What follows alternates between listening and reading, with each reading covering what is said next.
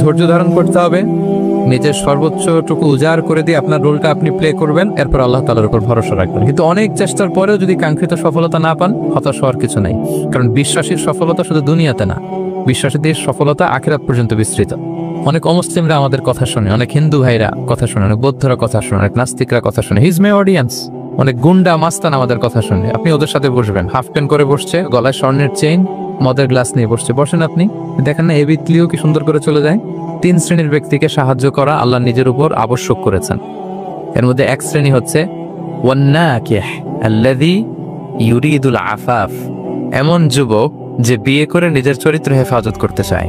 আল্লাহ তাআলা বলছেন নাহনু নাকুসু আলাইকা আহসানাল কসসি বিমা আওহাইনা ইলাইকা হাযাল কুরআন ওয়া ইন কুনতা মিন ক্বাবলিহি লামিনাল গাফিলিন। নবী হে, আমি কোরআন থেকে ওহির মাধ্যমে, ওহি হচ্ছে সিক্রেট মেসেজ, এই সিক্রেট মেসেজের মাধ্যমে আপনাকে সবচাইতে শ্রেষ্ঠতম একটা গল্প শোনাচ্ছি।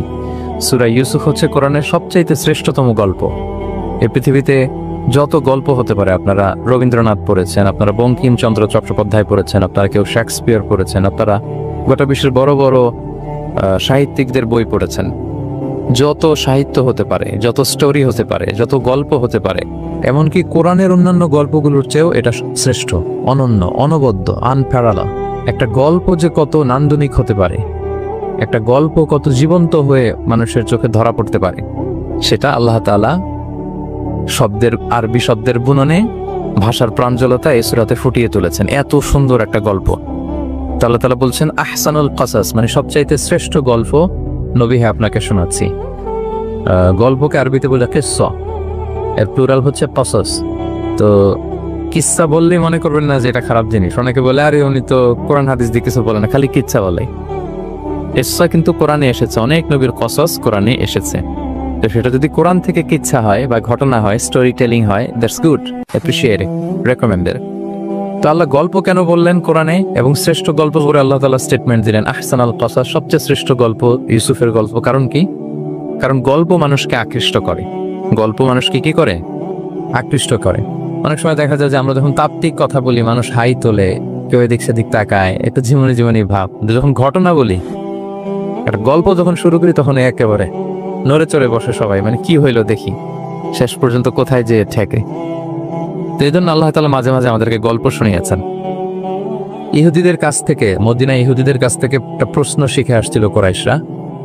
ওই প্রশ্নটা রাসূল সাল্লাল্লাহু আলাইহি ওয়াসাল্লাম করেছিল যে বনি ইসরাইলের, হে মুহাম্মদ, বনি ইসরাইলের লোকেরা তো থাকতো কানাআনে, মানে প্যালেস্টাইনে। তো বনি ইসরাইল মিশরে আসলো কিভাবে, তুমি যদি সত্য নবী হও বলে। আবার কেউ কেউ বলেছিল যে ইউসুফ আলাইহিস সালাম, ইয়াকুব আলাইহিস সালাম, ওনারা থাকতো প্যালেস্টাইনে, ওনারা মিশরে আসলো কি করে বলো।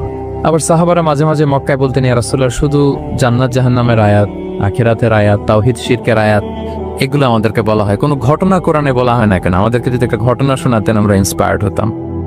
এই চাহিদা, এই প্রশ্নগুলোর আলোকে আল্লাহ তাআলা অ্যানসার হিসেবে সূরা ইউসুফকে নাজিল করেছেন। তাহলে শোনো, আহসানুল কসাস, একটা গল্প কত মাধুর্যময় হতে পারে শোনো।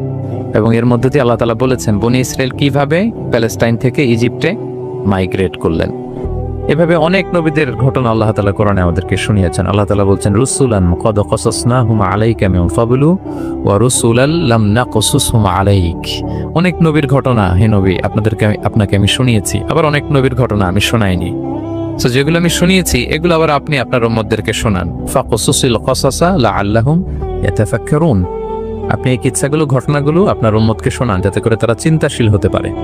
তাহলে এটা হচ্ছে ইন্ট্রোডাক্টরি ডিসকাশন, প্রাথমিক কথা, যে গল্প মানুষকে আকৃষ্ট করতে পারে, এজন্য গল্প মানুষের মনে দাগ কাটে, এবং একটা গল্প কত পাওয়ারফুল হতে পারে, নান্দনিক হতে পারে, এটা এই সূরার মধ্য দিয়ে আল্লাহ তাআলা আমাদেরকে বুঝিয়েছেন। আমরা কিন্তু প্রায় মহামানবদের গল্প শোনাই, সফল মানুষদের গল্প শোনাই। মিডিয়াতে মাঝে মাঝে দেখবেন যে কিছু প্রোগ্রাম করে যে সফল মানুষদের গল্প। এই গল্পগুলো কেন বলে? তাদের সফলতার গল্প শুনলে নিজেরও সফল হতে মনে চায়, মানুষ মোটিভেটেড হয় সফল মানুষের স্টোরি শুনলে। এখানে আপনারা অনেক ব্যবসায়ী আছেন, জীবনের শুরুটা ছিল অনেক কষ্টের, তাই না? একটা সময় পাড়ি দিয়ে এখন very big business magnate in Kuala Lumpur, মাশাআল্লাহ, অনেক বড় ব্যবসায়ী। তা আপনার হিস্ট্রিটা যদি আমাদের সাথে শেয়ার করেন, গল্পটা যদি বলেন, তখন আমরা অনুপ্রাণিত হব। এজন্য আল্লাহ তাআলা কোরআনে আমাদেরকে গল্প শোনান। তো এই সূরা থেকে আমরা কি কি শিখি? প্রথম যে লেসনটা আমরা শিখি সেটা হচ্ছে, যেহেতু আমি একেবারে ক্রিম লেসনগুলো আপনাদের সামনে আনবো, পুরো সূরাটা কভার করা তো সম্ভব হবে না। প্রথম লেসন হচ্ছে সূরাতে ইউসুফ থেকে যে স্বপ্ন কারোর সাথে শেয়ার করতে নেই। স্বপ্ন যেটা মানুষ ঘুমিয়ে ঘুমিয়ে দেখে, এটাও স্বপ্ন। আবার আরেকটা আছে যেটা মানুষকে ঘুমাতে দেয় না, ওইটাও স্বপ্ন। স্বপ্ন যেটা মানুষ ঘুমিয়ে দেখে, এটাও স্বপ্ন। আবার যেটা পাবার আকাঙ্ক্ষা মানুষকে ঘুমাতে দেয় না, ওইটাও কি স্বপ্ন। ওটার ভিশন বলে। এই দুইটার একটাও কারোর সাথে শেয়ার করতে নেই। ঘুমের স্বপ্নও শেয়ার করবেন না, আর আপনার যে লং ভিশন ওইটাও শেয়ার করবেন না কারোর সাথে। এটা হচ্ছে প্রথম লেসন, স্বপ্ন শেয়ার করতে নেন। ছোট্ট ইউসুফ আলাইহিস সালাম স্বপ্ন দেখলেন 11টা তারা, চাঁদ, সূর্য ওনাকে সেজদা করতেছে। এই স্বপ্ন দেখি তার বাবার সাথে শেয়ার করলেন, ইয়াকুব আলাইহিস সালামের সাথে। ইয়াকুব আলাইহিস সালাম বললেন, লা তাকুসুস রুইয়াকা আলা ইখওয়াতিকা ফায়াকিদু লাকা কাইদা। ইউসুফ, তুমি আমাকে বলেছো ভালো, কিন্তু তোমার ভাইদের বলতে যেও না আবার, তাহলে তারা তোমার প্রতি কি করবে? জেলাসি করবে, ষড়যন্ত্র করবে। আর নি'মাতু মাহসুদা, এটা পৃথিবীর চিরাচরিত নিয়ম। আপনি যদি কোনো ব্লেসিংস পান আল্লাহর পক্ষ থেকে, অন্যদের সাথে আপনি একটু ডিফারেন্ট হন, আপনার অনেক কিছু থাকে, এটা সবার ভালো লাগবে না। আপনার ভালো জিনিস সবার ভালো লাগবে না। আপনার এই ভালো জিনিসের কারণে অনেকে আপনাকে ঘৃণা করবে।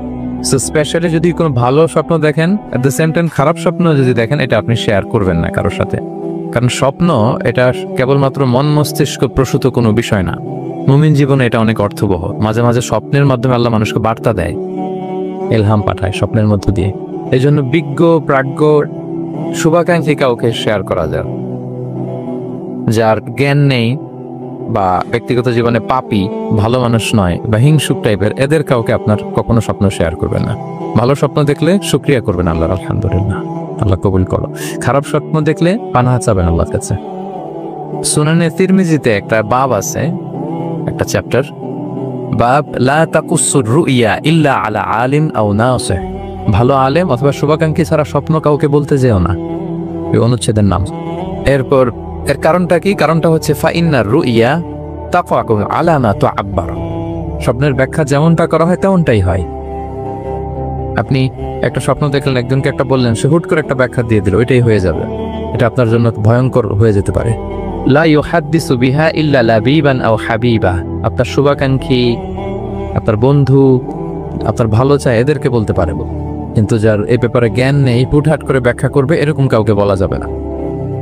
কারণ যেমন ব্যাখ্যা করা হবে তেমনটা হয়। ইউসুফ আলাইহিস সালাম ভালো স্বপ্নের ব্যাখ্যা জানতেন, ইয়াকুব আলাইহিস সালাম ভালো স্বপ্নের ব্যাখ্যা জানতেন, আল্লাহ রাসূল সাল্লাল্লাহু আলাইহি ওয়াসাল্লাম ভালো স্বপ্নের ব্যাখ্যা জানতেন। আবু বকর রাদিয়াল্লাহু তাআলা আনহু সাহাবীদের মধ্যে সবচেয়ে ভালো স্বপ্নের ব্যাখ্যা জানতেন। ইভেন রাসূল সাল্লাল্লাহু আলাইহি ওয়াসাল্লাম মাঝে মাঝে স্বপ্ন দেখে আবু বকরকে বলতেন, দেখি ব্যাখ্যা করো যে তুমি। তাবিঈদের মধ্যে মুহাম্মদ ইবনে সিরিন খুব ভালো স্বপ্নের ব্যাখ্যা জানতেন। এক লোক এসে মুহাম্মদ ইবনে সিরিনকে বলল যে, আমি দেখলাম আমার ছেলে পানি খেতে খেতে পেটটা এত বড় হয়ে গেছে। এই একই স্বপ্ন আরেকটা লোকও দেখলো, দেখে এক মূর্খের কাছে জিজ্ঞেস করলে, সে বলল, সর্বনাশ, এত বড় পেট হয়ে গেছে, তোমার ছেলে তো মারা যাবে। ঠিকই কয়েকদিন পরে ছেলেটা মারা গেল। আর একই স্বপ্ন দেখে এই লোক মুহাম্মদ ইবনে সিরিনকে জিজ্ঞেস করেছিল, উনি বলেছেন যে তোমার ছেলে তো অনেক বড় আলেম হবে। ঠিক তাই হয়েছে, ওই ছেলে অনেক বড় আলেম হয়েছে। তো ফাইন্নার রুইয়া তাকাউ আলা মা তুআব্বার। স্বপ্নের ব্যাখ্যা তেমন হয় যেমন এটার ব্যাখ্যা করা হয়। রাসূল সাল্লাল্লাহু আলাইহি ওয়াসাল্লাম একবার স্বপ্নে দেখলেন যে তিনি, ওনাকে দুধ দেয়া হয়েছে, বাটিতে দুধ খাচ্ছেন, পরে আঙ্গুলের ফাঁক থেকে দুধ বেরোচ্ছে। এই সামান্য একটু দুধ রাসূল সাল্লাল্লাহু আলাইহি ওয়াসাল্লাম ওমরে ফারুককে দিলেন। সাহাবারা বললেন, মাযা আউয়ালতা বিহি ইয়া রাসূলুল্লাহ, এটা তাওয়িল কি? তখন বললেন, আউয়ালতু বিহি আল ইলম, এটা দিয়ে আমি জ্ঞান বুঝিয়েছি। মানে ওমরে ফারুকের আল্লাহ তাআলা অনেক জ্ঞান দিবে। স্বপ্নে কেউ দুধ খাচ্ছেন, এটা আপনার জ্ঞানের প্রতীক। রাসূল সাল্লাল্লাহু আলাইহি ওয়াসাল্লাম স্বপ্নে দেখলেন লোকজন দাঁড়ানো, কারো গায়ের জামা এতটুকু, কারো এতটুকু, কারো হাঁটু পর্যন্ত, আর ওমরে ফারুক জামা একেবারে টেনে হিচড়ে যাচ্ছে। তো সাহাবারা বললেন, মাযা আউয়ালতা বিহি ইয়া রাসূলুল্লাহ, এই স্বপ্নের তাওয়িল কি, ব্যাখ্যা কি? রাসূল সাল্লাল্লাহু আলাইহি ওয়াসাল্লাম বললেন, আউয়ালতু বিহি আদ-দীন আত-তাকওয়া, এটা দ্বারা আমি দিনদারি বুঝিয়েছি। মানে ওমরে ফারুকের দিনদারি অনেক বেশি। স্বপ্নে কেউ ছোট জামা দেখলে তার দিনদারি কমতেছে, এটার একটা আলাম। তো এই জন্য হুট করে স্বপ্নের কথা কাউকে শেয়ার করতে নেই। রাসূল সাল্লাল্লাহু আলাইহি ওয়াসাল্লাম ফজরের সালাতের পরে মসজিদে নববীতে সালাম ফিরিয়ে সাহাবীদের দিকে মুখ ফিরিয়ে বসতেন, তাসবিহ পড়তেন, এরপর জিজ্ঞেস করতেন, হাল রাআ আহাদুম মিনকুম আল বারিহাতা রুইয়া, গত রাতে কেউ কোনো স্বপ্ন টপ্ন দেখেছে নাকি? তো তখন সাহাবারা এই স্বপ্ন বলতেন, রাসূল সাল্লাল্লাহু আলাইহি ওয়াসাল্লাম ব্যাখ্যা করতেন। সুবহানাল্লাহ, কত সৌভাগ্যবান ছিলেন তারা। তাহলে স্বপ্ন বলা যাবে নাকি কাউকে? শুধু মুরাদ ভাই বলবে না, বাকিরা বলবে? স্বপ্ন বলবেন কাউকে না। খুবই শুভাকাঙ্ক্ষী, আপনার একেবারে ক্লোজ ফ্রেন্ডস, তাকে বলতে পারেন। আর অনেক বড় আলেম যিনি ভালো ব্যাখ্যা করতে পারবেন, আপনাকে গাইড করতে পারবেন, তাকে বলবেন, এছাড়া বলা যাবে না। আর খারাপ স্বপ্ন তো বলাই যাবে, আল্লাহ তাআলার কাছে পানা চাইতে হবে। তাহলে ঘুমিয়ে ঘুমিয়ে যেটা দেখি এটা কারোর কাছে বলা যাবে না। আর যেটা পাওয়ার আকাঙ্ক্ষা মানুষকে ঘুমাতে দেয় না, ওইটাও একটা স্বপ্ন। বলে না যে আমার জীবনের স্বপ্ন আমি এটা করব, এটাও স্বপ্ন। এই ভিশনও শেয়ার করা যাবে না কারোর সাথে। আপনারা তো ব্যবসায়ী মানুষ, টিপস শিখাই দেখিস। বিশাল বড় একটা কিছু প্রজেক্ট নিছেন, শুরু করার আগে আপনি বলে ফেলছেন শেষ, আর এটা হবে না। দেখবেন যে এখান থেকে কনস্পিরেসি, ওইখান থেকে শত্রুতা, ওইদিকে এটা করছে ওইটা করছে, আপনি আর আগাতেই পারবেন না। দুঃখজনক হলেও সত্য, আমরা বাংলাদেশের তো এগুলোতে অভ্যস্ত। সবার মধ্যে কম বেশি জেলাসি কাজ করে ন্যাচারালি, আমাদের বাংলাদেশিদের এটা আরো বেশি। আমি আমার প্রায় আলোচনাতে বলেছি, আমাদের জাতীয় খেলা হাডুডু হওয়ার কারণ হচ্ছে এই খেলার ধরনটাই এমন, একজন সামনে যেতে চায়, 10 জন পা ধরে পিছনে টানতে চায়। তো একটা গল্প শুনেছিলাম এরকম, যে এক লোক জাহান্নাম ভিজিট করতে গেছে, এক এক দেশের লোকদের জন্য এক এক জাহান্নাম, প্রত্যেক জাহান্নামের উপর একজন রক্ষী ফেরেশতা। তো দেখতেছে একটা জাহান্নামের আশেপাশে কোনো রক্ষী ফেরেশতা নেই। তো বললো যে সব জাহান্নামের উপরে রক্ষী ফেরেশতা যাতে বেরোতে না পারে কেউ, এই জাহান্নামের কোন রক্ষী ফেরেশতা নাই। এটা কোন দেশে? বলতেছে এটা বাংলাদেশের জাহান্নাম। কেউ যদি কোন রকম বেরোইতে যায়, বাকিরা টেনে আবার ঢুকাই ফেলবে, বেরোয়া যাবে না এখান থেকে। তো এটা নাকি বাংলাদেশের জাহান্নাম। এটা জাস্ট একটা মজার ছলে গল্প করলাম আর কি। তা আপনি আপনার ভিশন শেয়ার করলে বিপদে পড়ে যাবেন। প্রপার হোমওয়ার্ক করবেন, গ্রাউন্ড ওয়ার্ক করবেন, কাউন্সিলিং করবেন, প্রজেক্ট দাঁড় করাবেন, লঞ্চিং প্রোগ্রামের দিন সবাইকে জানাবেন, সব রেডি। এবার আরো কেউ কিছু করতে পারবেন, এটা দাঁড়ায় গেছে, সব রেডি। লঞ্চিং জাস্ট একটা ফর্মালিটিস, তারপরে আমার কাজ শুরু হবে। কিন্তু আপনি আগেই যদি সবাইকে জানায় ফেলেন, হবে? এটা হবে না। এটা হচ্ছে 1 নম্বর লেসন, স্বপ্ন শেয়ার করতে নেই। এই লেসনটাকে ক্লিয়ার প্রিয় ভাই এবং বোনেরা? আচ্ছা, মুভিং অন, 2 নম্বরে চলে যায়। সূরা ইউসুফের 2 নম্বর লেসন হচ্ছে চরিত্র হচ্ছে মানব জীবনের সবচেয়ে দামি সম্পদ, আপনার ক্যারেক্টার। আমরা ছোটবেলায় পড়েছি না যে when money is lost, nothing is lost, health is lost, something is lost, character is lost, সব শেষ। এটা অনেক দামি সম্পদ।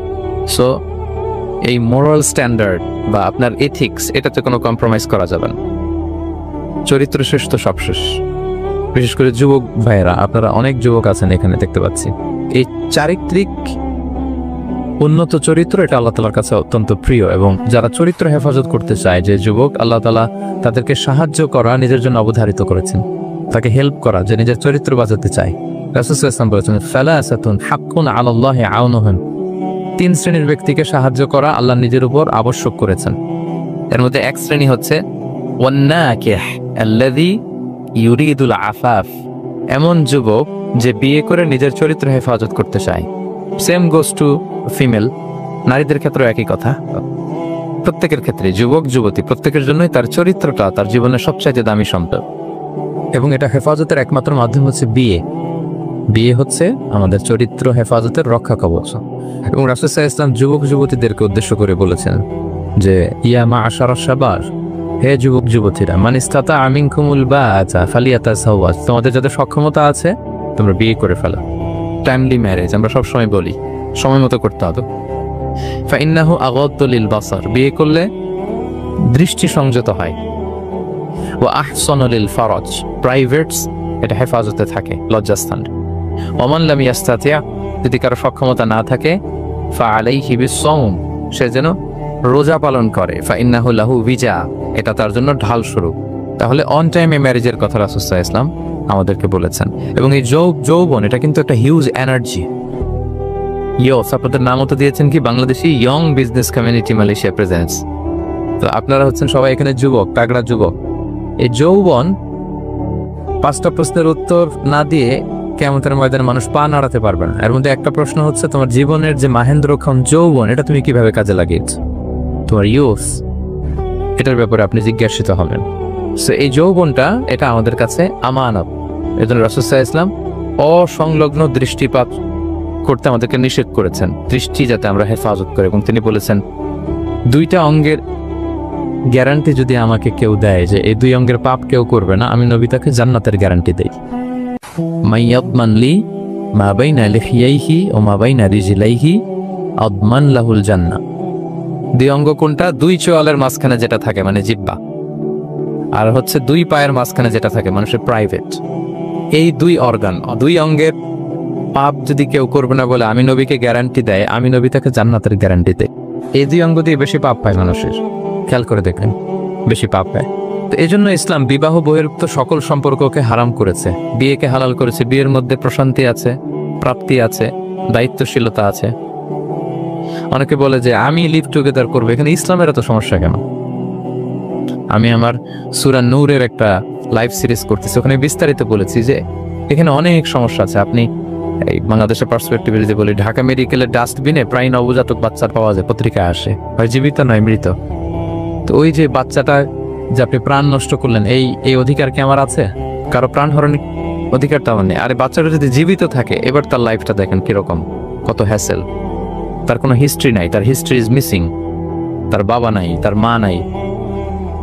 আমাদের প্রত্যেকের বাবা মা আছে, আমাদের একটা জেনেটিক্যাল ইনহেরিটেন্স আছে। আমার 14 পুরুষের জেনেটিক্যাল অ্যাট্রিবিউটস নিয়ে আমি বড় হয়েছি, আমার হিস্ট্রি আছে, তার হিস্ট্রি মিসিং। আর ইসলাম লিনিয়েজ মানে বংশকে প্রিজার্ভ করাকে খুব গুরুত্ব দেয়, এটা জরুরি। আমি একটা মেয়েকে বিয়ে করবো, ওর বাবাকে দাদাকে না জানলে আমি কিভাবে বুঝবো যে তার হিস্ট্রি কি? একটা ছেলেকে কেউ বিয়ে করবে, তার বাপ দাদা 14 পুরুষ হিস্ট্রি না জানলে, তার গ্রাম নাই, তার নাম নাই, তার পরিচয় নাই।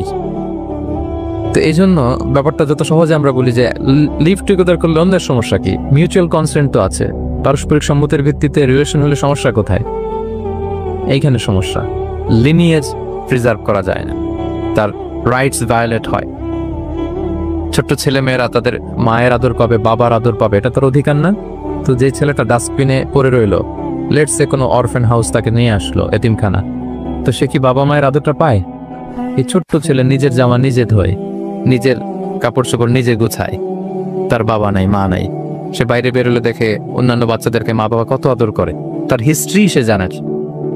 তো কত বড় অপরাধ আপনি করছেন দেখছেন? এই জন্য বিবাহ বহির্ভূত সকল সম্পর্ককে ইসলাম হারাম ঘোষণা করে। বিয়েকে ইসলাম বৈধ করেছে। প্রশান্তি আছে, দায়িত্বশীলতা আছে, সামাজিকতা আছে, সভ্যতা বিনির্মাণের একটা স্ট্রাকচার সিস্টেম আছে। এজন্য বিয়ে বহির্ভূত সম্পর্ক হারাম। আপনারা জানেন যে সুন্দরী জুলাইখা ইউসুফ আলাইহিসসালামকে পাপের প্রস্তাব দিয়েছিল, নিষিদ্ধ প্রেমের প্রস্তাব দিয়েছিল। 7টা দরজা বন্ধ করে, ওয়াগাল্লাকাতিল আবওয়াবা ওয়া ক্বালাত হাইতা লাক, 7 দরজা লক করে বলেছিল এসো। আর তখন ইউসুফ আলাইহিস সালাম যে শব্দটা উচ্চারণ করেছিলেন, এটা গোটা বিশ্বের যুবকদের জন্য একটা মহৌষধ। তিনি বলেছিলেন মাআযাল্লাহ, যেটা আমরা বলে অভ্যস্ত, আমরা বলি নাউযু বিল্লাহ, সেম থিং, একই জিনিস। আল্লাহ আমি তোমার কাছে পানাহ চাই। এরকম ইনবক্সে যদি প্রস্তাব আসে, এরকম মেসেজ যদি আসে, পাপের কোনো হাতছানি যদি আসে, আমরা সাথে সাথে কি বলবো? মাআযাল্লাহ। কি বলবো? মাআযাল্লাহ, আল্লাহ এই পাপ থেকে আমি বাঁচতে চাই, আল্লাহ আমি পানাহ চাই। এবং পরে ইউসুফ আলাইহিস সালামকে সে বলেছিল তুমি যদি মেনে না নাও তোমাকে জেলে বন্দী করা হবে, জেলেই পাঠানো হলো। তিনি বলেছিলেন ক্বালা রাব্বিস সিজনু আহাব্বু ইলাইয়া মিম্মা ইয়াদউনানি ইলাই, আল্লাহ যে পাপের দিকে তারা আমায় ডাকে তার চেয়ে জেলখানা আমার জন্য ভালো। তিনি কারাবরণ করেছিলেন, চরিত্র হেফাজতের জন্য কারাবরণ করেছিলেন। তো এই যে বিশুদ্ধ চিত্ত, এই যে চারিত্রিক দৃঢ়তার আর্কিটাইপ, এই ইউসুফ আলাইহিস সালামের এই গল্প গোটা বিশ্বের সকল নওজওয়ানদের জন্য এটা প্রেরণার বাতি হয়। এটা আমাদের জন্য লেসন, ইজ আওয়ার আইকন। তো 2 নম্বর পয়েন্টটা ছিল চরিত্র আমাদের জীবনের সবচেয়ে দামি সম্পদ। প্রিয় ভাই এবং বোনেরা, আমরা সব ছাড়লেও আমাদের চরিত্রের জন্য আমরা নষ্ট না করি। এই পয়েন্টটা ক্লিয়ার সবার কাছে? আচ্ছা, মুভিং অন। 3 নম্বর পয়েন্টস হচ্ছে যারা জীবনে সফল হয়, সফল লোকেরা তারা কখনো কোনো অজুহাত দেয় না বা অজুহাত খোঁজে না। সফল লোকেরা দেখবেন যে এক্সকিউজ দেয় না। এক্সকিউজ আমাদের, এইটা নাই, এটা হয় নাই, ওইটা হয় নাই, আমার ক্যাপিটাল নাই এজন্য ব্যবসা করতে পারি না, আমার মামা খালু নাই এজন্য চাকরি হয় না, দেশে এই সমস্যা এজন্য আমি দাঁড়াতে পারি না। এগুলো কাদের কথা বলেন তো? ব্যর্থদের কথা। যারা সাকসেসফুল ইন দেয়ার ক্যারিয়ার, জীবনে যারা সফল, এরা কখনো কি দেয় না? এক্সকিউজ দেন, অজুহাত দেয় না। They create their own path, they create their own space. তারা তাদের নিজেদের রাস্তা গড়ে নেয়। রাস্তা আপনাকে কেউ করে দিয়ে যাবে না, আপনার রাস্তাটা আপনাকে করতে হবে। তো এই যে অজুহাত দেয় না, সামনে শুধু আগায়, ইউসুফ আলাইহিস সালাম এই ক্ষেত্রে আমাদের জন্য আদর্শ। আপনি একটু খেয়াল করে দেখেন, এই যে আমাদের মধ্যে এত হতাশা, এটা নাই ওইটা নাই, এত হতাশ হওয়ার মতো কি ছিল না ইউসুফ আলাইহিস সালামের জীবনে? বলেন, হতাশাগ্রস্ত হওয়ার মতো কি ছিল না? ওনার জীবনে সব ছিল। হতাশ হওয়ার জন্য, হাল ছেড়ে দেওয়ার জন্য যা যা দরকার সব ছিল। ছোটবেলায় ভাইদের ষড়যন্ত্র, ওনাকে পিটিয়ে মেরে আহত করে কুয়ার মধ্যে ফেলে দেওয়া হয়েছে। অন্ধকার কুয়া, ছোট্ট বাচ্চা। সেখান থেকে এক ক্যারাভ্যানে কাফেলা এসে ওনাকে নিয়ে মিশরে বিক্রি করে দিল দাস কেনাবেচার বাজারে। কৃতদাস উনি এখন, কৃতদাস। আর আমাদের মতো স্বাধীন মুক্ত মানুষ নন, কৃতদাস হিসেবে বিক্রি করে দেওয়া হলো। সার্ভেন্ট আজিজে মেসারের ওখানে যে উনি কৃতদাস হিসেবে জীবনযাপন শুরু করলেন। নারীর ছলনায় এখানে ফিতনার সম্মুখীন হলেন, কারাবরণ করলেন। হতাশ হওয়ার মতো কি ছিল না বলেন? সব ছিল। উনি তো হাল ছেড়ে দিলে, ইউসুফ আলাইহিস সালামের সবার আগে হাল ছেড়ে দেওয়ার কথা ছিল। কুয়ার মধ্যে যখন পড়ছেন, খালাস, আমি শেষ, আমার তো জীবনে আর কোনো আলো নাই। দাস কেনাবেচার বাজার যখন বিক্রি, তখনই তো হাল ছেড়ে দেওয়ার মতো, আমার জীবন তো শেষ, মুক্ত জীবন তো আর নাই। জুলাইখা যখন অত্যাচার করতেছিল, তখনই হাল ছেড়ে দেওয়ার মতো ছিল।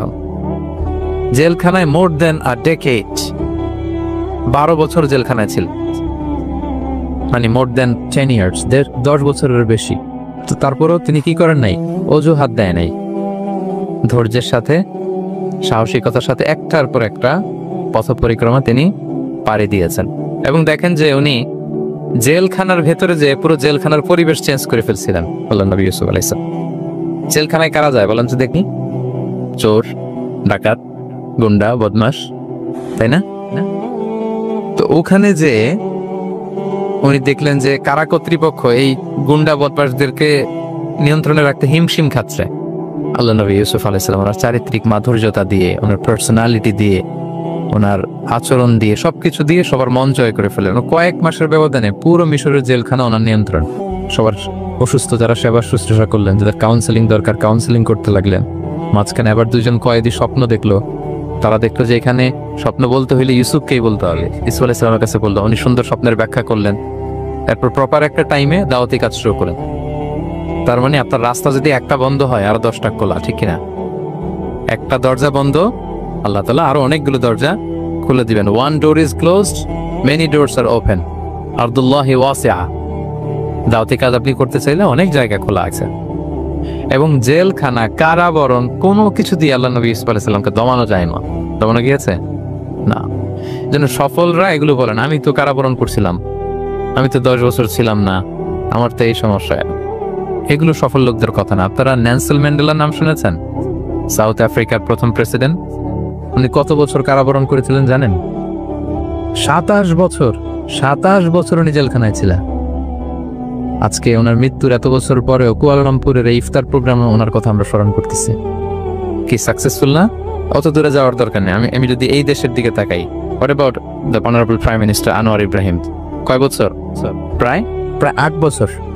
পরে রয়্যাল পার্ডনে সব মিলায় টিলে 8 বছরের মতো উনি কারাজীবন কাটিয়েছেন। তো উনি সফল হতে কোনো সমস্যা হয়েছে? Now he is the prime minister of Malaysia. সুবহানাল্লাহ। মিশরে যখন আমরা ছিলাম, আমরা দেখেছি যে অনেক ইসলামিক মুভমেন্টের বড় বড় নেতৃবৃন্দ, কেউ 15 বছর, কেউ 20 বছর জেলখানায়, দমাতে পারেনি তাদেরকে। সো সফলদেরকে দমানো যায় না। এবং তারা এক্সকিউজ দেয় না, অজুহাত দেয় না, এটার কারণে পারি না, ওইটার কারণে পারি নাই। তারা নিজের রাস্তা নিজে তৈরি করে। এই লেসনটা আমরা পেলাম। 4 নাম্বার হচ্ছে, বিলিভার্স আর অলওয়েজ অপটিমিস্টিক। বিশ্বাসীরা সবসময় আশাবাদী হয়, অলওয়েজ অপটিমিস্টিক, হাল ছেড়ে দেয় না। মুমিন কখনো হতাশ হয় না, মুমিন কখনো হাল ছেড়ে দেয় না। মুমিন ভরসা রাখে একজনের উপর, তিনি কে? আল্লাহ তাআলার উপর সবসময় বিশ্বাসীরা তারা ভরসা রাখে। এবং সূরা ইউসুফে এটা শিক্ষা আমরা পাই। ইয়াকুব আলাইহিস সালাম ওনার ছেলেদেরকে বলেছিলেন যে লা তাইয়াসু মির রাহিল্লাহ ইন্নাহু লা ইয়াইয়াসু মির রাহিল্লাহি ইল্লাল কওমুল কাফিরুন। তোমরা আল্লাহর রহম থেকে নিরাশ হও না, আল্লাহর রহম থেকে নিরাশ হবে না। আল্লাহর রহম থেকে তারাই নিরাশ হয় যারা অবিশ্বাসী, যারা কাফির। হাল ছেড়ে দেওয়া যাবে না প্রিয় ভাইরা। এবং উনি প্রথমে ওনার ছেলে ইউসুফকে হারালেন, তারপরে বানিয়ামিনকে হারালেন, এরপর অন্যান্য ছেলেরা মিশরে চলে গেল শস্য আনার জন্য। তারপরে উনি আশা ছাড়েন। উনি বলেছেন ফাসাবরুন জামিল, যে কোনো পরিস্থিতিতে আমি ধৈর্য ধারণ করছি। আসাল্লাহু আইয়াতিয়ানি বিহিম জামিআ, এবং আমি আশাবাদী যে আল্লাহ সবাইকে আমার কাছে ফিরিয়ে দিবেন একদিন। সবাই ওনারে পাগল বলতো, কি বলেন আপনি? বয়সের ভারে নুজ্জ হয়ে আপনি পাগলের মতো বলতেছেন ইউসুফ ইউসুফ ইউসুফ। কোথায় সে ইউসুফ? ওকে তো নেকড়ে খেয়ে ফেলেছে। কারণ ইউসুফের ভাইয়ের একটা গল্প সাজিয়েছিল, সন্ধ্যাবেলা এসে বলেছিল, বাবা আমরা তো খুব যত্নবান ছিলাম, কিন্তু নেকড়ে বাঘ তো খেয়ে ফেলেছে ইউসুফকে। তো উনি ইউসুফ আলাইহিস সালামের জামাটা হাতে নিলেন, হাতে নিয়ে দেখে ওরা আবার একটা বকরি জবাই করে একটা রক্ত মাখা নিয়ে আসছিল জামাতে। তো উনি বললেন যে ইউসুফকে কোন নেকড়ে খেলো যে ইউসুফকে খেয়ে ছিন্ন বিচ্ছিন্ন করে ফেললো, আমার ইউসুফের জামার মধ্যে তো কোনো আঁচল লাগলো না, জামার তো ডানে বাই কোথাও ছিঁড়া দেখতে পাচ্ছি না, শুধু রক্ত, এ কেমন নেকড়ে বাঘ? ইউসুফকে খেয়ে ফেললো কিন্তু ইউসুফের জামা ছিল না। আপনারা জানেন যে জুলাইখা যখন ইউসুফ আলাইহিস সালামকে জোর করে পেতে যাচ্ছিল, আল্লাহ নবী ইউসুফ আলাইহিস সালাম চরিত্র বাঁচানোর জন্য দৌড় দিলেন ইলা নাহিয়াতিল বাব, দরজার দিকে, আর আল্লাহ তাআলা দরজা খুলে দিতে লাগলেন। সপ্তম দরজার সামনে এসে জুলাইখা ইউসুফ আলাইহিস সালামকে পেছন থেকে ধরে ফেললেন, ধরে যখন টান দিলেন পিছনে জামা ছিঁড়ে গেল। তো সামান্যই জোরাজোরিতে জামা ছিঁড়ে যায়, আর একটা নেকড়ে একটা মানুষকে চিড়ে গুড়ে খাবে, তার জামা ছিঁড়বে না? ছিঁড়বে না?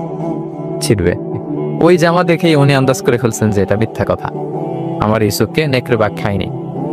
এই যে অপরাধীরা যখন অপরাধ করে তারা সব আলামত মুছতে পারলো, একটা আলামত বাকি থেকে যায়, কোনো না কোনো আলামত থাকবে যেটা রেশ ধরে সিআইডিরা, ক্রিমিনাল ইনভেস্টিগেশন ডিপার্টমেন্টের লোকেরা তারা অপরাধীকে শনাক্ত করে ফেলে।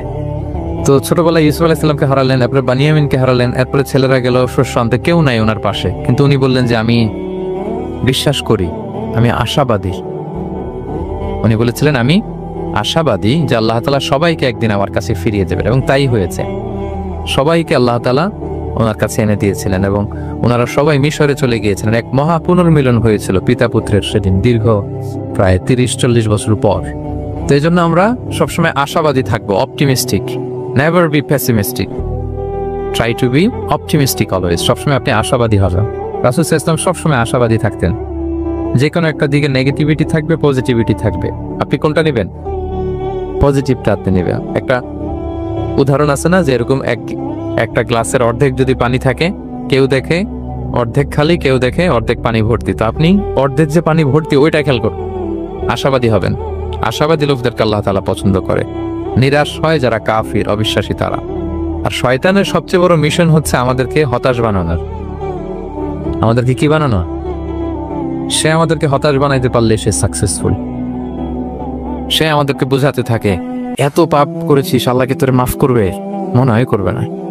এত পাপ হয়ে গেছে, এত অন্যায় হয়ে গেছে, মনে হয় আল্লাহর পাপ করবো, মাফ করবে না। যা হয়েছে হয়েছে, আরেকটু কর, আরেকটু এনজয় করতে থাক, আরেকটু গা ভাসায় দে পাপের সাগরে। এরকম আপনারে প্রভোগ করতে থাকে সে।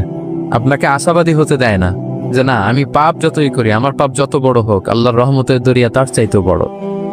এটা ভাবতে দেয় না শয়তান আমাদের, বারবার বারবার নিরাশ করতে থাকে। নিরাশ যদি আমাদেরকে করতে পারে, শয়তান সফল। শয়তান সবসময় আমাদেরকে নিরাশ করতে চায়, ভয় দেখায়। তুমি যেই পাপ করেছো আল্লাহ তো মাফ করবে না, এত বড় পাপ তো আল্লাহর কাছে ক্ষমা হবে না। সো আমরা যেন আশাবাদী হই, আমরা যেন হতাশার সাগরে ডুবে না যাই, অপটিমিস্টিক যেন হই সম্মানিত ভাইয়েরা। এবং ইউসুফ আলাইহিস সালাম কিন্তু এক্ষেত্রে আমাদের জন্য আদর্শ। তিনি আশাবাদী ছিলেন এবং শেষ পর্যন্ত লড়াই করে গিয়েছেন, নিরাশ হওয়া যাবে না। এই পয়েন্টটা ক্লিয়ার সবার কাছে? 5 নম্বর লেসন হচ্ছে, আপনি যদি বড় কোনো কাজ করতে চান, আপনার বড় প্ল্যান লাগবে, যেটাকে আমরা মাস্টার প্ল্যান বলি। বড় কিছু করতে হলে মাস্টার প্ল্যান লাগে এবং আপনার প্রপার ম্যানেজমেন্ট লাগবে। প্ল্যানিং ছাড়া পৃথিবীতে কিছু হয় না। প্ল্যানিং যে কোনো কাজই, যে কোনো ক্যারিয়ার, যে কোনো প্রফেশনে প্ল্যানিং ছাড়া বড় কোনো কিছু হয় না। আপনি প্ল্যানিং করেন, হার্ডওয়ার্কিং করেন, সফলতা আপনাতেই এসে ধরা দেবে। এটা পৃথিবীর সুন্নাত। আপনি কাজ করবেন না, প্রচেষ্টা করবেন না, আল্লাহর উপর ভরসা করে রাখবেন, আল্লাহ আপনারে বাঁচাবে? বলেন বলেন, চেষ্টা করতে হবে। তাওয়াক্কুলের মেকানিজমটা এরকম, আপনি আপনার সর্বোচ্চটুকুন চেষ্টা করবেন, সর্বোচ্চ চেষ্টা করে এরপরে কার উপর ভরসা করবেন? আল্লাহ তাআলার উপর। আপনাদেরকে জানেন বিষ্ণু ইসলাম যেদিন হিজরত করেছিলেন, ওই দিন বিশ্বনবী মানে কত ভাবে নিজেকে আড়াল রাখার চেষ্টা করেছিলেন। বিষ্ণু ইসলাম মাস্ক করতেন না কখনো, মুখ খোলা থাকতো। ওই দিন মাস্ক করেছিলেন, মানে কাপড় দিয়ে মুখটা ঢেকে। আল্লাহ যখন বললেন আজ রাতে হিজরত হবে, রাসূল সাল্লাল্লাহু আলাইহি ওয়াসাল্লাম দুপুরবেলা বেরোলেন আবু বকরকে জানানোর জন্য। তিনি দুপুরবেলাও কখনো বেরোতেন না। ওয়াক্তাল কাইলুলা, এটা রাসূল সাল্লাল্লাহু আলাইহি ওয়াসাল্লামের বিশ্রামের সময় ছিল। বাদাত জাহিরা, জোহরের পরে বিশ্রাম নিতেন। প্রচন্ড গরম, আরব দেশের লোকেরা বেরোতো না তখন, রাসূল সাল্লাল্লাহু আলাইহি ওয়াসাল্লাম বেরোতেন না। ওই দিন তিনি ওই টাইমে বেরোলেন যাতে কেউ না দেখে, নাম্বার 1। নাম্বার 2, উনি সবসময় খোলা মুখে বেরোন, ওই দিন তিনি মুখ ঢেকে বেরোলেন যাতে দূর থেকে কেউ দেখলেও একটা গ্ল্যান্সে টের না পায় এটাকে মোহাম্মদ। নাম্বার 3, আবু বকর রাদিয়াল্লাহু তাআলার কাছে যেয়ে বলেন, আবু বকর, যারা ঘরে আছে একটু বের করো, খুব কনফিডেন্সিয়াল একটা কথা। আবু বকর বললেন, ইয়া রাসূলুল্লাহ, এটা তো আপনার পরিবার, মানে বিয়ে হয়ে গেছে অলরেডি আয়েশা রাদিয়াল্লাহু তাআলার সাথে, এখনো সংসার হয়নি, আপনার পরিবার, তারপর আসমা এরা বলছে আছে, তাহলে ঠিক আছে। আবু বকর বললেন, ইয়া রাসূলুল্লাহ বলেন। আল্লাহ রাসূল বললেন, আল্লাইলা, সংক্ষেপে, মেসেজ কিন্তু সংক্ষেপে দিতে হয়। বললেন আল্লাইলা, আজ রাতে। তখন বললেন যে রাসূল, আমি কি সাথে থাকবো? হ্যাঁ, সাথে থাকবে। তো আগে ইঙ্গিত পেয়ে অনেক আগেই একটা উটকে আবু বকর রাদিয়াল্লাহু তাআলা ঘাস খাওয়াচ্ছিলেন, পানি খাওয়াচ্ছিলেন, নাদুস নাদুস করছিলেন। তো ওই রাতেই বের হয়ে গেলেন। এবার আবু বকর রাদিয়াল্লাহু তাআলা কতটুকু প্ল্যান করলেন দেখেন। উনি ওনার ছেলে আব্দুল্লাহকে বললেন, তুমি মক্কার বাজারে, আমরা যে মিসিং, আমরা যে নাই, আজকে রাতে তো আমাদেরকে হত্যা করতে আসবে, কে কি বলতেছে এসে গারে সাউরে তুমি এসে বলে যাবা। এটা হচ্ছে আবু বকর রাদিয়াল্লাহু আনহুর প্ল্যানিং। এই যে প্ল্যানিং যে কত দরকার, বড় কাজের জন্য যে প্ল্যানিং লাগে। রাসূল সাল্লাল্লাহু আলাইহি ওয়াসাল্লাম প্ল্যান করছে কিভাবে? দুপুরে বেরোইছেন, মুখ ঢেকে বেরোইছেন, সবার সামনে বলতে চাচ্ছেন না, শর্ট ওয়ার্ড দিয়ে বলে ফেলতেছেন।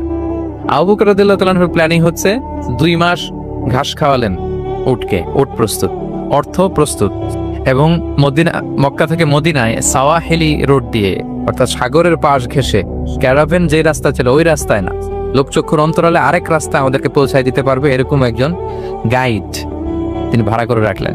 ছোট্ট ছেলে আব্দুল্লাহকে বলেন, আব্দুল্লাহ, আমরা যখন গারে সাউরে 3 দিন থাকবো, তুমি সকালবেলা মদিনার মক্কার বাজারে ঘুরবা, কে কি বলে আমাদের ব্যাপারে, আবু বকর মুহাম্মদ নিয়ে কে কি বলে এসে আমাদেরকে শোনাবা।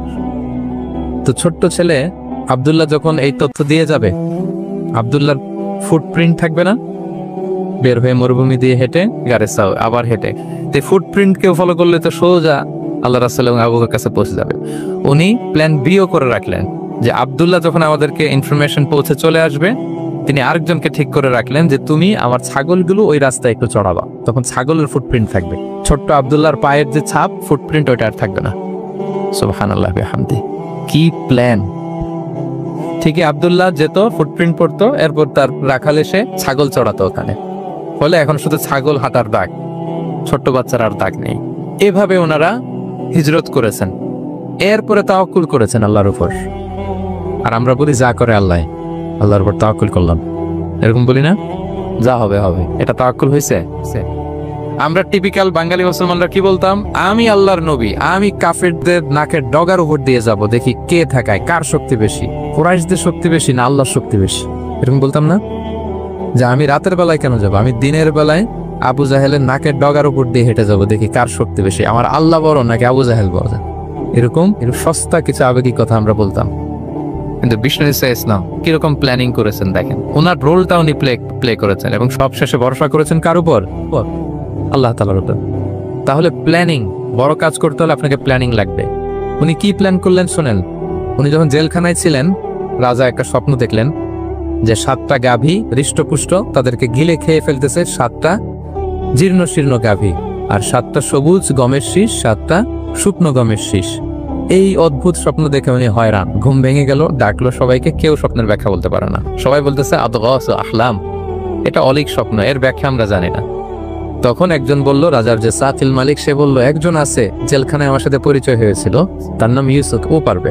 ইউসুফ আলাইহিস সালামকে বলা হলো, ইউসুফ আলাইহিস সালাম ব্যাখ্যা দিলেন, 15 বছরের মাস্টার প্ল্যান জানাই দিলেন রাজাকে। কয় বছরের?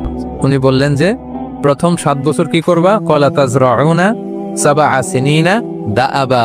প্রথম 7 বছর উনি বললেন যে একটা দুর্ভিক্ষ আসছে, ভয়ঙ্কর দুর্ভিক্ষ, ড্রট। এই দুর্ভিক্ষের কারণে গোটা বিশ্বে খাদ্য সংকট দেখা দিবে। নেক্সট 7 ইয়ার্স মিশরের সব জায়গায় কাল্টিভেটেড ল্যান্ড যেগুলো আছে চাষ করতে হবে ইচ্ছে মতো। এই 7 বছর চাষ করতে হবে, খেতে হবে কম, জমায় রাখতে হবে বিশ্ব। এরপরের 7 বছরে কোনো বৃষ্টি হবে না, মারাত্মক দুর্ভিক্ষ, মাটি ফেটে চৌচির, পানি নাই কোথাও। ওই জমিয়ে রাখা প্রথম 7 বছরের খাবার দিয়ে পরের 7 বছর আপনাদেরকে ট্যাকেল দিতে হবে। এরপরে 7 1400 15তম বৎসরে প্রচন্ড বৃষ্টি হবে, সুজলা সুফলা, শস্য শ্যামলা হয়ে যাবে মিশরের অলি গলি সবকিছু। তাহলে প্ল্যান করলেন, মাস্টার প্ল্যান করলেন কয় বছরে? না 15 বছর।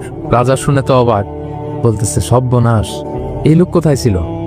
নিয়ে আসতে চাইলেন, উনি বললেন না আমি বেরোবো না, আমাকে মিথ্যা অপবাদ দিয়ে কারাবরণ দেওয়া হয়েছিল, আগে ওটা সেটেল করেন। ওটা সেটেল করা হলো, গোটা মিশরবাসী জানলো, বিনা অপরাধে কারাবরণ, এরপর উনি বেরোয় আসলেন। সাথে সাথে রাজা বলল আপনাকে আমি আমার একেবারে কাছের লোক, ব্যক্তিগত সহকারী বানাবো। উনি বললেন না, এমনি হাফিজুন আমিন, আমি হচ্ছি হাফিজ, যে কোনো জিনিস ভালো প্রিজার্ভ করতে পারি। এই যে আলনি আলা খাজা ইনিল আরদ, আপনি আমাকে ফিনান্স মিনিস্টার বানান। তার মানে অনেক সময় নিজের ঢোল নিজের পেটাতে হয়। যখন দেখবেন যে না আশেপাশে যেগুলো আছে এগুলো সব হচ্ছে বোকা শোকা, এরা দায়িত্ব নিলে শেষ করে ফেলবে, ওই ক্ষেত্রে নিজের ঢোল নিজে পেটানো জায়েজ। ইউসুফ আলাইহিস সালাম দেখলেন যে আমি যদি এটার রেসপন্সিবিলিটি নেই তাহলে এই মাস্টার প্ল্যান আমি বাস্তবায়ন করতে পারবো। উনি বললেন আমাকে ফিনান্স মিনিস্টার অফ ইজিপ্ট বানিয়ে অর্থ মন্ত্রণালয়ের দায়িত্ব দেয়া হলো ওনাকে, এবং রাজাও দেরি করলেন দি, মুহূর্তের মধ্যে ফিনান্স মিনিস্টার দায়িত্ব দিয়ে দিলেন। এটাকে বলে ম্যারিটোক্রেসি। ইংরেজিতে কি বলে? ম্যারিটোক্রেসি, মানে পদ দেয়া হবে ম্যারিটের ভিত্তিতে। সিঙ্গাপুরের 3টা বা 4টা ন্যাশনাল পলিসির মধ্যে একটা হচ্ছে ম্যারিটোক্রেসি। তারা এত আগায় যায় কেন? ছোট্ট সিঙ্গাপুর আগায় যাচ্ছে এত, তারা ওই জহুর বারু থেকে পানি নিয়ে ওইটারে প্রসেসিং করে ড্রিঙ্কিং ওয়াটার বানায়, আবার জহুর বারুর কাছে ড্রিঙ্কিং ওয়াটারের বোতল বিক্রি করে। কিন্তু পানি নিয়েছিল কোত্থেকে? জহুর বারু থেকে। জহুর বারু থেকে নিয়ে রিফাইন করে মিনারেল ওয়াটার এবং ড্রিঙ্কিং ওয়াটার 2 ধরনের বোতলজাত করে ওদের কাছে 3 ডবল দামে বিক্রি করে। This is called merit. আর সিঙ্গাপুরের রাষ্ট্রীয় পলিসির মধ্যে একটা হচ্ছে ম্যারিটোক্রেসি, মানে মেরিটের ভিত্তিতে পদ পাবে। এখানে চাচা মামা খালুর ফোন কলে কাজ হবে না, এখানে দলীয় কোনো কিছুর কাজ হবে না। এজন্য এরা কুহু করে আগাচ্ছে শুধু সামনের দিকে। এই ম্যারিটোক্রেসির ফর্মুলা ফলো করেছিলেন দ্য কিং অফ ইজিপ্ট। তিনি দেখলেন যে এক কারাগারে ছিল, কয়েদি ছিল, that's not a big deal. সে যে মাস্টার প্ল্যান দিছে আমার ইজিপ্টকে বাঁচাতে হলে একে লাগবে আমার, মুহূর্তের মধ্যে ফিনান্স মিনিস্টার।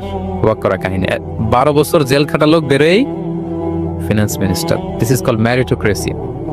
তারপর আল্লাহ নবী ইউসুফ আলাইহিস সালাম এভাবে বাস্তবায়ন করলেন। তো এই জন্য আমাদেরকে বড় প্ল্যানিং করতে হবে এবং রিসোর্স ম্যানেজমেন্ট জানতে হবে। আমার অনেক কিছু আছে কিন্তু আমি এটাকে ম্যানেজ করতে জানি না, আপনি সফল হতে পারবেন না। আপনার অ্যাসেট আছে, টাকা আছে, নলেজ আছে, কিন্তু আপনি ম্যানেজ করতে জানেন না। আপনার ম্যানেজমেন্ট না থাকলে সফলতা আসবে না, বিশেষ করে যখন এটা গভর্নমেন্ট রিসোর্সের ব্যাপার আসে। গভর্নমেন্ট রিসোর্সকে এটা চমৎকারভাবে ম্যানেজ করতে হয়। আপনারা কি জানেন পৃথিবীতে ডেইরি প্রোডাক্টের জন্য কোন দেশ সবচেয়ে বিখ্যাত? ডেইরি, হ্যাঁ, নিউজিল্যান্ড, এখানে অস্ট্রেলিয়া। এখানে ডাচ লেডি একটা দুধ আছে, খান আপনারা? ডাচ লেডি কোন দেশের? নেদারল্যান্ডের বা হল্যান্ডের। হল্যান্ডে যেই পরিমাণে গরু আছে, ইথিওপিয়াতে তার 5 গুণ বেশি গরু আছে। আফ্রিকান একটা কান্ট্রি আছে ইথিওপিয়া, হল্যান্ডের 5 গুণ বেশি গরু তাদের দেশে। কিন্তু পৃথিবীতে ডেইরি ফ্যাক্টরিতে হল্যান্ড আগানো ইথিওপিয়ার চেয়ে 10 গুণ বেশি আগান, কারণ ওদের গরু বেশি কিন্তু ম্যানেজমেন্ট নাই। কিভাবে ডেইরি প্রোডাক্ট ওরা বের করবে, এই রিসোর্স ম্যানেজমেন্টটা জরুরি। আমাদের বাংলাদেশে আল্লাহ তাআলা অনেক রিসোর্স দিয়েছেন, এটার ম্যানেজমেন্ট নেই। আমাদের এই যে Cox's Bazar, the longest sea beach, অনেককে বললে চিনেও না। আমি অনেক জায়গায় বলেছি যে গর্ব করে যে আমাদের তো লংগেস্ট সি বিচ, জানলাম কোথায় আবার এটা লংগেস্ট সি বিচ, চিনি না কক্সবাজারকে। কিন্তু আমাদের ট্যুরিজম মিনিস্ট্রি কিন্তু এই রিসোর্স গুলোকে ম্যানেজ করে গোটা বিশ্বের ট্যুরিস্টদেরকে অ্যাট্রাক্ট করতে পারতো না। ম্যানেজমেন্টের দুর্বলতা। আমাদের সিলেটে যে হিল ট্রার্টস এরিয়া, পাহাড়ি এরিয়া, চা বাগান, এটা অনেক বড় ট্যুরিস্ট অ্যাট্রাকশন হতে পারতো। আমাদের বান্দরবানে একবার একটা কেবল কার বানাইছিল, এটা কয়েক সপ্তাহের মধ্যে ছিঁড়ে পড়ছে। এই ঘটনা শুনলে বিদেশিরা তো দূরের কথা, আপনি উঠবেন ওটাতে আপনার বাচ্চা কাচ্চা নিয়ে? তা আমরা তো গেন্টিং হাইল্যান্ডে গেলেই কেবল কারে উঠি। লাঙ্কাবিতে গেলে এই যে স্কাই কেবল আমরা উঠি না, কি পাওয়ারফুল কেবল দিয়ে, এত সুন্দর ম্যানেজমেন্ট, এত সুন্দর সেফটি সিকিউরিটি দিয়ে ওরা এটাকে ম্যানেজ করেছে। গোটা বিশ্বের ট্যুরিস্টদেরকে আকৃষ্ট করতেছে। ওটার উপরে উঠলে আন্দামান দ্বীপপুঞ্জগুলো দেখা যায়। আপনারা যাবেন লাঙ্কাবির এই কেবল কারে, মালয়েশিয়ার সবচেয়ে উঁচু কেবল কার, স্কাই কেবল ব্রিজ আছে একটা। তো এই যে আমাদেরকে আকৃষ্ট করে এগুলো, কারণ they know how to manage their resources. Government লেভেলে এই রিসোর্স ম্যানেজমেন্টটা জরুরি, যেটা আল্লাহ নবী ইউসুফ আলাইহিস সালাম আমাদের চোখে আঙ্গুল দিয়ে দেখিয়েছেন। প্ল্যানিং লাগবে, মাস্টার প্ল্যানিং লাগবে, গ্রাউন্ড ওয়ার্ক লাগবে, এরপরে আপনি কাজে নামবে।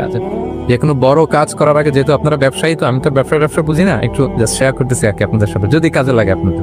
যে কোনো বড় প্রজেক্ট করার আগে শর্ট অ্যানালাইসিস করতে হয়। নাম শুনেছেন না আপনারা? হ্যাঁ, শর্ট নাম শুনেছেন? আজকে শুনে যান, SWOT, শর্ট অ্যানালাইসিস করতে হয়। S for strength, W for weakness, O for opportunities, T for threats.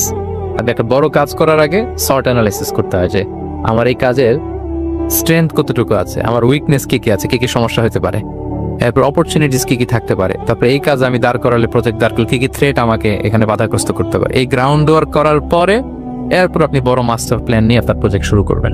বড় প্রজেক্টের জন্য অনেক জরুরি, এবং রিসোর্স ম্যানেজমেন্ট, বিশেষ করে গভর্নমেন্ট রিসোর্সের ক্ষেত্রে এটা খুবই জরুরি। এবং আল্লাহ নবী ইউসুফ আলাইহিস সালামের জীবনী থেকে এই লেসন কিন্তু আমরা পাই। এই পয়েন্টটা কি ক্লিয়ার সবার কাছে? 5 নাম্বার পয়েন্ট একটু কঠিন হয়ে গেল নাকি? 6 নাম্বার পয়েন্ট হচ্ছে এ দাঈ ইজ অ্যান অপরচুনিটি সিকার। আল্লাহ নবী ইউসুফ আলাইহিস সালামের জীবনী থেকে আমরা শিখতে পারি যে একজন দাঈ হচ্ছে সুযোগ সন্ধানী, পজিটিভ অর্থে আর কি। যখন প্রপার টাইমিংটা হবে তখন সে দাওয়া দিবে, তখন সে তার মেসেজটা ড্রপ করবে, তখন সে তার বার্তাটা দিবে। কিন্তু এটা আমাদের দেশে খুবই ল্যাকিং। আমাদের দায়ীরা দেখা যায় যে মানে খুবই অসহনশীল। এই সহনশীলতা আমাদের দায়ীদের মধ্যে বাংলাদেশে কম। মাইক্রোফোন পেলেই ও কাফের, ও জাহান্নামী, ও বাতিল, সবাইরে জাহান্নামে পাঠায়, উনি একাই জান্নাতে যেতে চায়। তো সবাই একসাথে গেলে আরো মজা হইতো না বেশি? কি বলেন? হ্যাঁ, এখানে আপনারা কেউ নাই, আমি একা আসছি, ঘুরতেছি, খাচ্ছি, এটা কি ভালো লাগবে আমার? এই যে আপনারা সবাই আসতেছেন, গেট টুগেদার হচ্ছে, এটাই না আনন্দ? তো সবাইরে জাহান্নামে পাঠায়, আমি একা জান্নাতে গেলে এটা মজা হবে?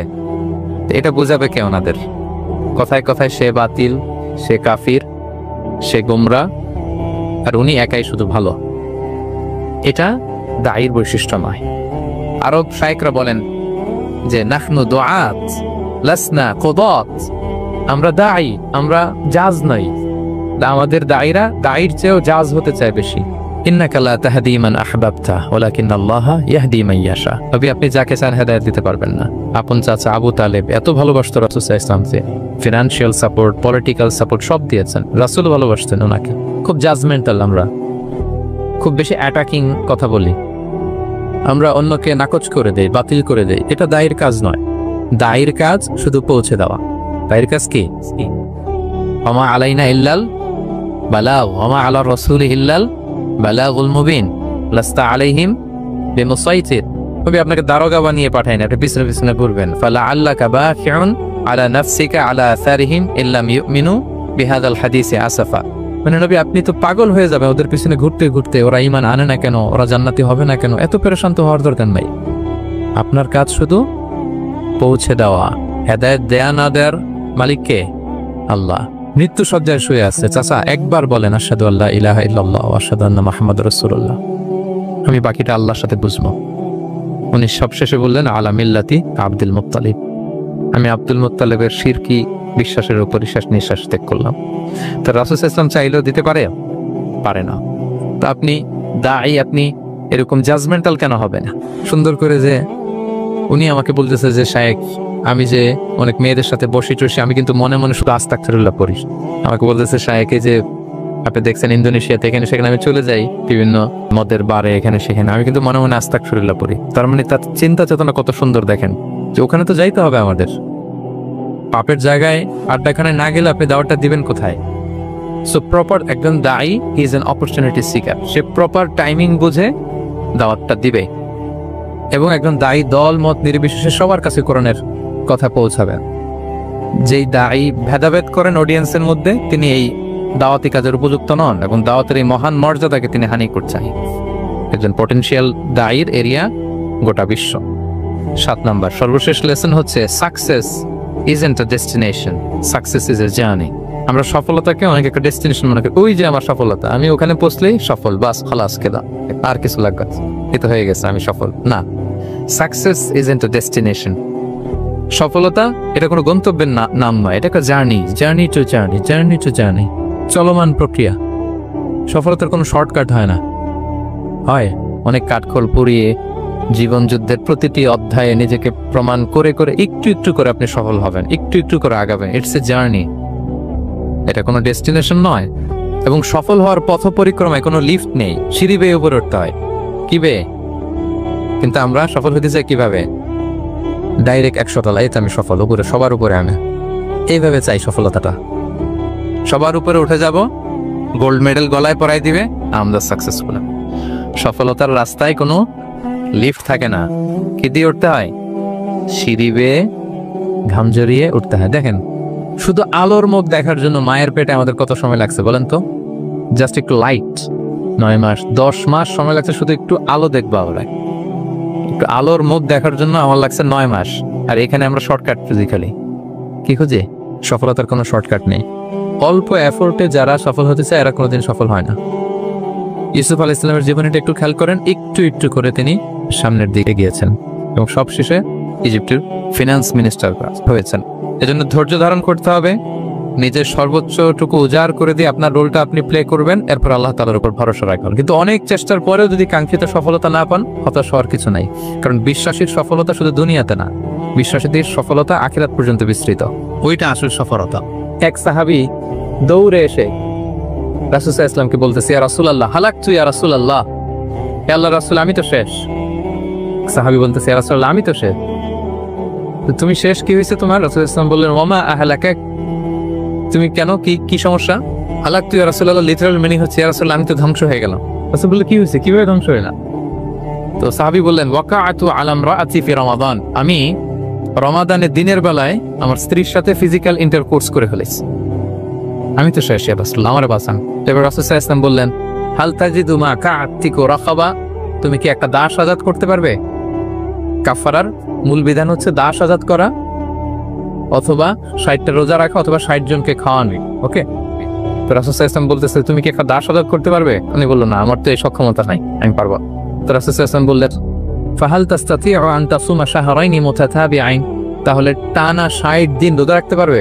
বলতেছে, লা ইয়া রাসূলুল্লাহ, এটাও আমি পারবো না, 60 দিন রোজা রাখা আমার পক্ষে সম্ভব না।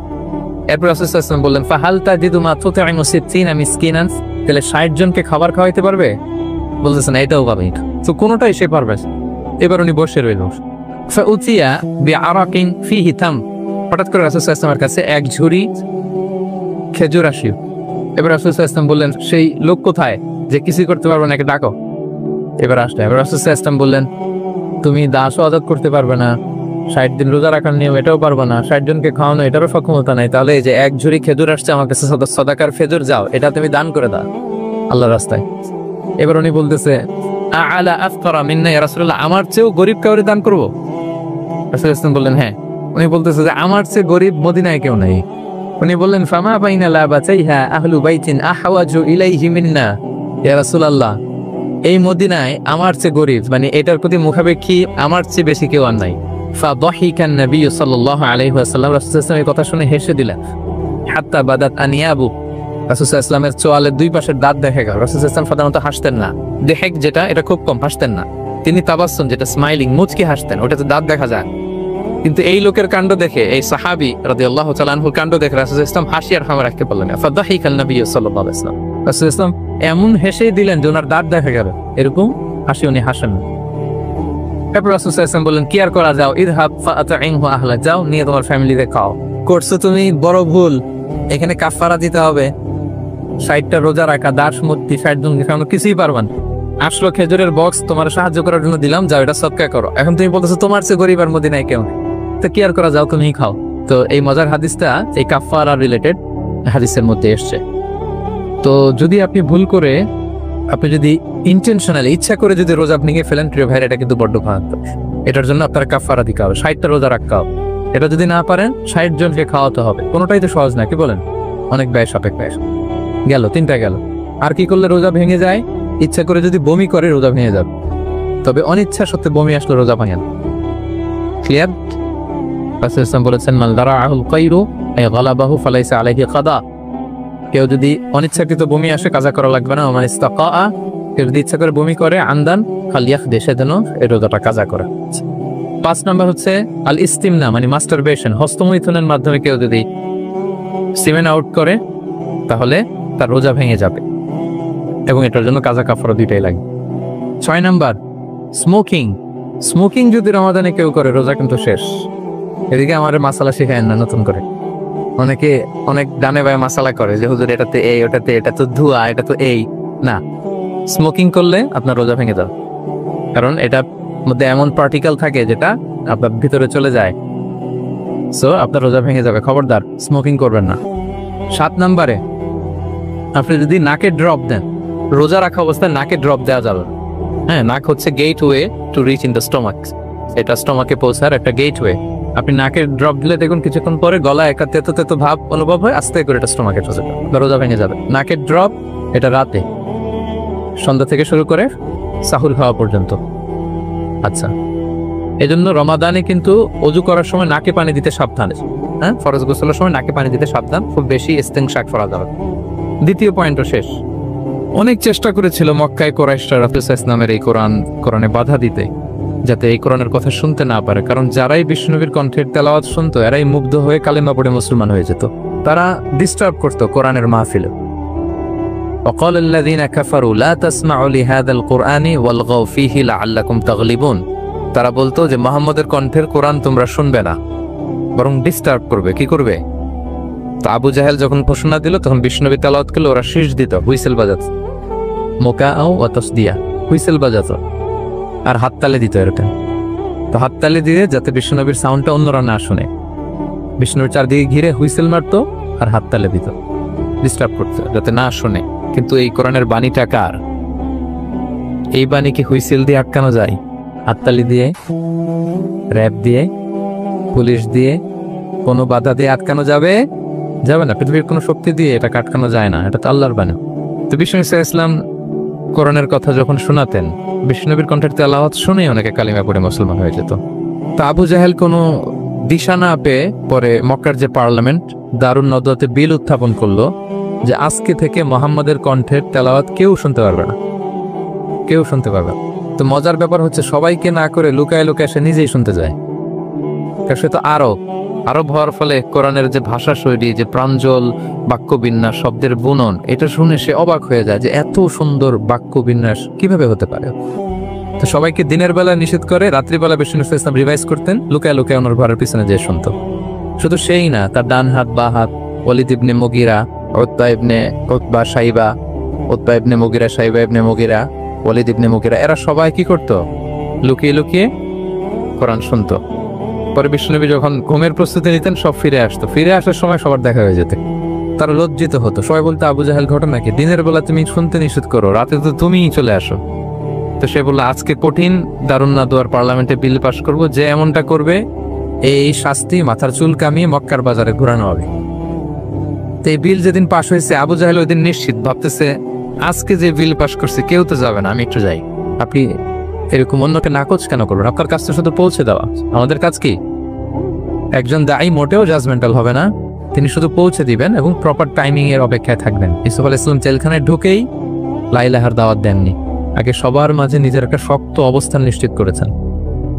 যখন দেখেন যে না কেউ বিপদে পড়লে ওনার কাছে আসে, পরামর্শ চাইলে ওনার কাছে আসে, উনি ভাবলেন এই তো আমার টাইম। এরপর উনি শুরু করলেন তাওহীদের কথাকে, শিরককে উচ্ছেদ করে তাওহীদ প্রতিষ্ঠার কথা। এত সুন্দর, আপনি সূরা ইউসুফের মধ্যে যেভাবে পাবেন অন্য কোথাও এরকম পাবেন না। অনেক সুন্দর করে এখানে তিনি দাওয়াত দিয়েছেন। তো দায়ের কাজ হচ্ছে প্রপার টাইমিংটা করা। একজন দায়ী সবার সাথে মিশবে, দল মত নির্বিশেষে। গোটা বিশ্ব তার দাওয়াতি প্ল্যাটফর্ম। সে অনলাইনে, সে অফলাইনে, সে ক্যামেরার সামনে, সে কিবোর্ডে, সে মুসলিমের কাছে, অমুসলিমের কাছে, সবার কাছে আপনি মিশবেন। অনেক অমুসলিমরা আমাদের কথা শুনে, অনেক হিন্দু ভাইরা কথা শুনে, অনেক বৌদ্ধরা কথা শুনে, অনেক নাস্তিকরা কথা শুনে। হিজ মাই অডিয়েন্স। অনেক গুন্ডা মাস্তান আমাদের কথা শুনে। আপনি ওদের সাথে বসবেন, হাফ প্যান্ট পরে বসছে, গলায় স্বর্ণের চেইন, মদের গ্লাস নিয়ে বসছে, বসেন আপনি। দেখেন না এবি ক্লিও কি সুন্দর করে চলে যায়। মানে আজকে যে কঠিন শাস্তির ঘোষণা দিছি, আজকে কেউ এই স্পর্ধা দেখাবে না। মুহাম্মদ তো তেলাওয়াত শুরু করে দিয়েছে, কি যে মধুর বাণী, যায় একটু শুনে আসি। ওয়ালিদ ইবনে মুগিরারও একই প্ল্যান, যে আজকে আবু জাহেল যে টাইট দিছে কেউ যাবে না, আমি একটু যাই। তো এভাবে সবাই লুকিয়ে লুকিয়ে বিষ্ণুনবীর ওখানে যায় হাজির, মন্ত্রমুগ্ধ তেলাওয়াত শুনছে। বিষ্ণুনবীর তেলাওয়াত শেষ, ফিরে যখন আসতেছে, ফিরে আসার রাস্তায় আবার দেখা হয়ে গেছে। তো এইভাবে তারা কোরআনকে বাধা দিতে যেয়ে বারবার নিজেরা লজ্জিত হতো। এবং হজের মৌসুমে যখন ভিন দেশ থেকে লোকেরা আসতো, মক্কার যে এন্ট্রি গুলো আছে আবু জাহেল লোক বসিয়ে রাখতো, বলতো যে সবাইকে বলবা এখানে একটা উন্মাদ লোক আছে, বীর বীর করে কি যেন বলে, নাম তার মুহাম্মদ। তোমরা হজ করতে আসো, হজ করো, জমজমের পানি খাও, সাফা মারওয়ায় দৌড়াও, কিন্তু এই মুহাম্মদের কাছেও যাওয়া, গেলেই পাগল হয়ে যাও। মানুষের একটা অভ্যাস আছে, আল ইনসানু হারিসুন আলা মা মুনিয়া। মানুষের যেটা করতে না বলা হয় বেশি, মানুষ এটা করে বেশি। তো রাসূল মুহাম্মদের কথা কিন্তু ভিনদেশীরা জানতোই না। মুহাম্মদের কাছে যেও না যখন বলছে, সবাই মনে মনে প্ল্যান করে নিছে, আর যাই করি আর না করি মুহাম্মদের দেখে যেতে হবে। তো এরা হস্টস করে সবাই খুঁজতো, হু ইজ দিস মুহাম্মদ, কে এই মোহাম্মদ? রাসূল সাল্লাল্লাহু আলাইহি ওয়াসাল্লামের কাছে আসতো, রাসূল সাল্লাল্লাহু আলাইহি ওয়াসাল্লামের তেলাওয়াত তো অনেক দূরে, চেহারা দেখে অনেকে কালিমা পড়ে মুসলমান হয়ে যেত। এত নুরানি চেহারা বিশ্বনবী ছিল, এত সুন্দর তেলাওয়াত ছিল। প্রিয় ভাইরা, সেই কোরআনকে আল্লাহ তাআলা বলছেন যে পাহাড়ের উপর যদি নাজিল করতাম, পাহাড় ভেঙে কি হতো? চুরমার হয়ে যেত। পাহাড়ের উপর নাজিল না করে কার উপর নাজিল করছে? আমাদের উপর নাজিল করছে। আমাদের হিউজ রেসপন্সিবিলিটি, এই কোরআনকে আমাদের বুঝতে হবে, জানতে হবে।